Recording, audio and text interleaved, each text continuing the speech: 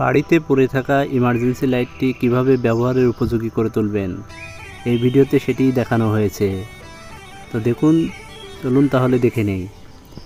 আমার বাড়িতে এরকম একটি পুরাতন রিচার্জেবল ইমার্জেন্সি লাইট ছিল, যার ব্যাটারিটা নষ্ট।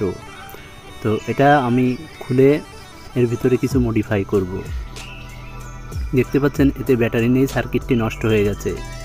সর্বপ্রথম আমি এই ব্যাটারিটার এর সাথে সংযোগ করব। আমাদের প্রয়োজন হবে এরকম একটি মডিউল, যেটা চার্জ মডিউল বা আপনার বিএমএস মডিউল নামে পরিচিত। আমার বাম হাতে থাকা যে মডিউলটি, ওটা একটি ফ্যানের মডিউল। দেখতে পাচ্ছেন এটা আমাদের মিনি যে ডিসি চার্জার ফ্যান আছে, সেই ফ্যানের মডিউল। তো বন্ধুরা, এই মডিউলটা দিয়েই আজকে মূলত আমি একটি রিচার্জেবল ফ্যান তৈরি করব। এখানে সকল কানেকশান করে দেওয়া আছে, বলার কিছুই নেই, যে কেউ দেখলে বুঝতে পারবে।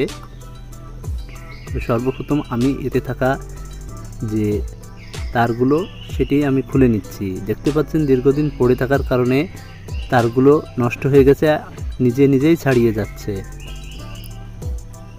এতে লাগানো থাকা সবগুলো তার আমি একে একে খুলে নিয়েছি।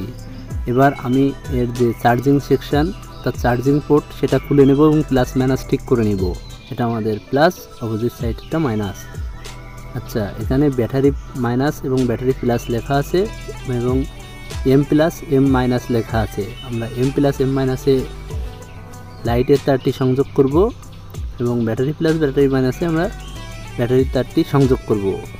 আমি সংযোগ করে আপনাদেরকে দেখাচ্ছি। এখানতে যে চার্জিং পোর্টটি আমরা খুলে নিয়েছি। এবার আমরা এখানে প্লাসের তার, এখানে মাইনাসের তার সংযোগ করে দেব। সর্বপ্রথম মডিউলটিতে আমরা ব্যাটারির কানেকশান করে নিচ্ছি।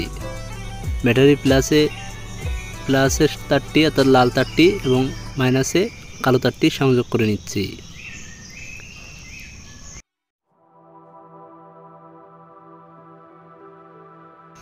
এবারে আমরা সংযোগ করে নেব লাইটে থাকা লাইটের তারটি এবং এর চার্জিং পোর্টটি।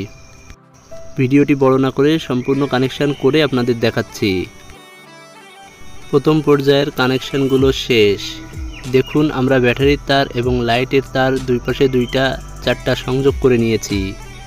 এবার আমাদের কাজ হচ্ছে এতে চার্জিং সিস্টেমটা, অর্থাৎ চার্জিং পোর্টটা কানেকশান করা। ঠিক এইখানে আমরা চার্জিং পোর্টটা সংযোগ করব।